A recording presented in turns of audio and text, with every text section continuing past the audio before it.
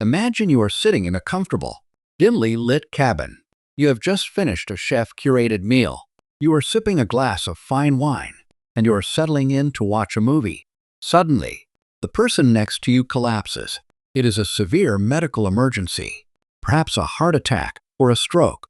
On the ground, an ambulance would be there in minutes. But you are currently flying on one of the new ultra-long-haul routes operated by Qantas or Air New Zealand.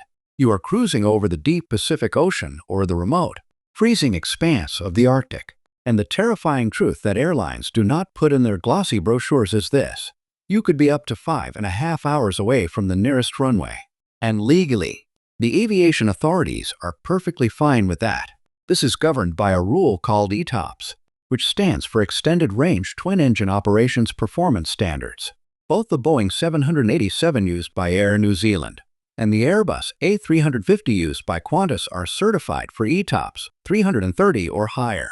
In plain terms, this literally means the aircraft is legally allowed to fly up to 330 minutes, 5.5 hours, away from a suitable diversion airport on a single engine. If a critical medical emergency or a mechanical failure occurs at the halfway point of an Air New Zealand flight from Auckland to New York, the plane might have to divert to remote islands like Tahiti or Fiji, or push all the way through to the United States West Coast. If you suffer a medical crisis over the deep ocean, you are waiting hours for a hospital. Qantas and Air New Zealand are locked in a fierce battle for ultra-long-haul supremacy. Qantas is pushing forward with Project Sunrise, aiming to connect Sydney directly to London and New York. Air New Zealand is already flying direct from Auckland to New York. They market these flights as the absolute pinnacle of modern travel. But behind the marketing veil is a foundation of biological, physical, and economic compromises that you are paying a massive premium to endure. Let us talk about why you are even on this plane. If you are flying in economy class, you might think your ticket helped pay for the flight. It did not. In the brutal mathematics of ultra-long-haul flying, economy passengers are essentially just ballast because of the massive amount of fuel required to fly 17 hours non-stop. These planes suffer from a severe payload penalty. They simply cannot take off at full capacity with a cabin packed full of 300 cheap economy seats. The weight is too high to make the math work. Airlines have to dedicate massive amounts of floor space to ultra-expensive first, business, and premium economy seats. Look at Air New Zealand's newly configured Boeing 787-9s for the New York route.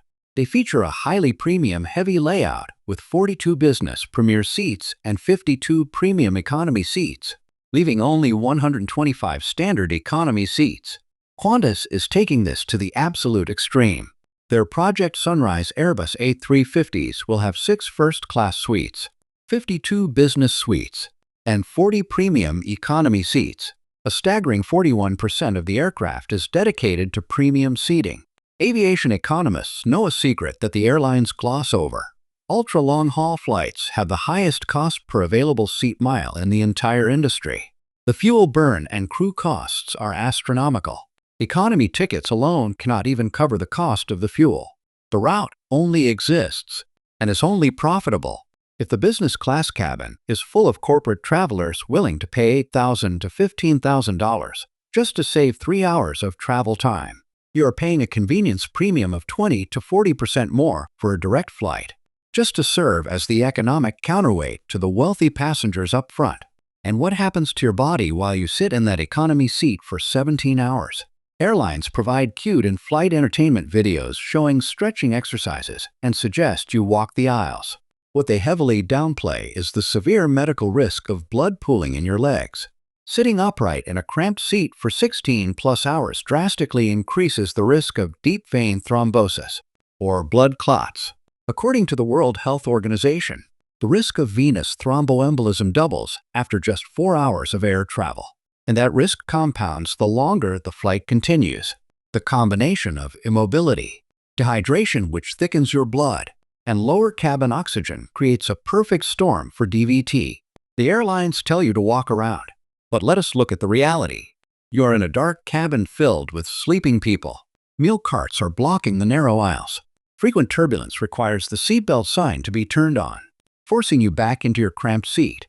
Moving around is incredibly difficult. This is exactly why Qantas is installing a well-being zone on their Project Sunrise flights.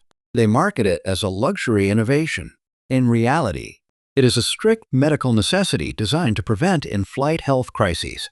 But even then, its small size severely limits how many of the 140 economy passengers can actually use it at any given time. To distract you from the cramped conditions and the physical toll, both Qantas and Air New Zealand boast about their chef-curated menus and fine wines. They promise a culinary journey at 38,000 feet. But this is a sensory deception. Your body physically cannot taste food normally at cruising altitude.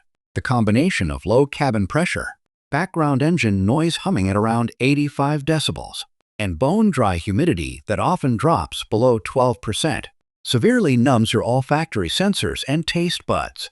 A landmark study commissioned by Lufthansa and conducted by the Fraunhofer Institute for Building Physics revealed a fascinating, yet unappetizing truth. At cruising altitude, your perception of saltiness and sweetness drops by up to 30%.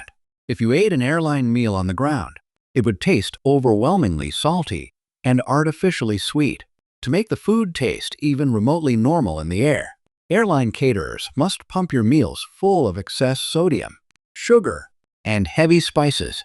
Interestingly, the study found that the perception of umami, the savory flavor found in tomatoes, mushrooms, and soy sauce, remains completely unaffected, or is sometimes even enhanced. This is the real reason why airlines heavily rely on umami-rich ingredients, and why you suddenly crave tomato juice on an airplane even if you never drink it on the ground.